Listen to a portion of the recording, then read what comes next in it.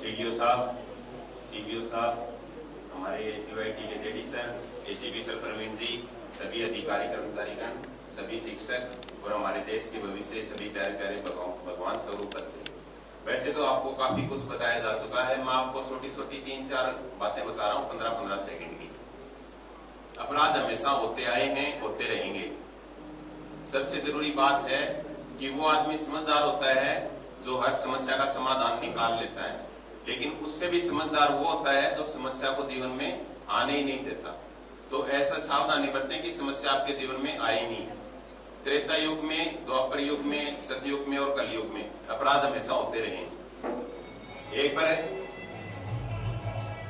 बार राजा अकबर के दरबार में कोई घोड़ा बेचने वाला आया था। उसने बोला कि साहब देखो इतने अच्छे घोड़े हैं और आप खरीद लो। तो राजा अकबर ने ऑर्डर दे दिया 10 घोड़े का और उसकी मुद्राएं दे दी।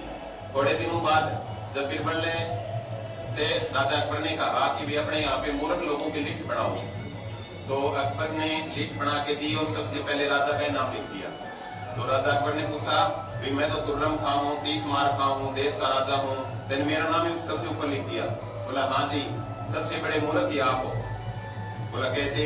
बोला पिछले साल अरबी घोड़े बेचने आया था, आपसे पैसे लेके गया था, आपकी न जान न पहचान, और वो आज तक घोड़े देने के लिए आया क्या? तो राजा अकबर बोले कि अगर आ जाए तो बोले आ जाए तो मैं आपका नाम काट दूंगा और उसका लिख दूंगा कि वो भी मूर्ख ही है जो पैसे पहले लेकर आपके पास में आ रहा है। तो ध्यान रखें, मतलब सावधानी बरतनी जरूरी है। दूसरी स्टोरी बताता हूँ मैं आपको।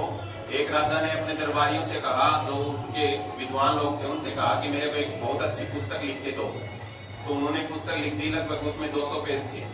तो राजा ने कहा इतनी बड़ी पुस्तक है और आप इसका और सार निकाल के और छोटी लिखो। तो उन्होंने 10 पेज लिख दिए। राजा ने फिर बोला 10 पेज भी टाइम नहीं है मेरे पास पढ़ने को, आप और अच्छी बना के दो। तो उन्होंने 1 पेज लिख दिया। राजा बोला इसका भी सार निकाल सकते हो क्या? बोला हाँ निकाल सकते हैं। बोलो सार निकाल के दो। तो उन्होंने 1 लाइन का सार निकाल के दिया। जैसा सर ने आपके मन जो है उन्होंने बताया था कि इस दुनिया में मुफ्त में कुछ भी नहीं मिलता।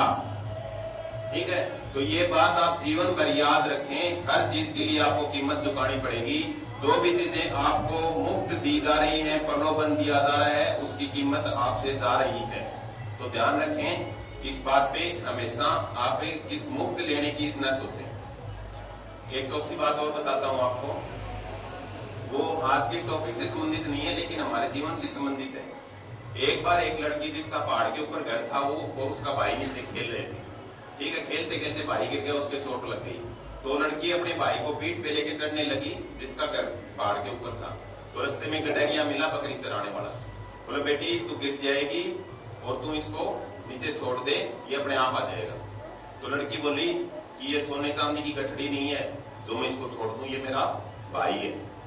दूसरे दिन एक सोने चांदी के व्यापारी, उसका भी घर पहाड़ पे था, वो अपने सोने चांदी की गठड़ी लेके ऊपर जा रहा था और उसने चढ़ते चढ़ते थकान आ गई थी, सांस भी चढ़ गया था। तो वही गठरिया मिला, वो बोला कि सेठ जी ऐसे तो आप मारे जाओगे, सोने चांदी की गठड़ी को यहीं छोड़ दो। तो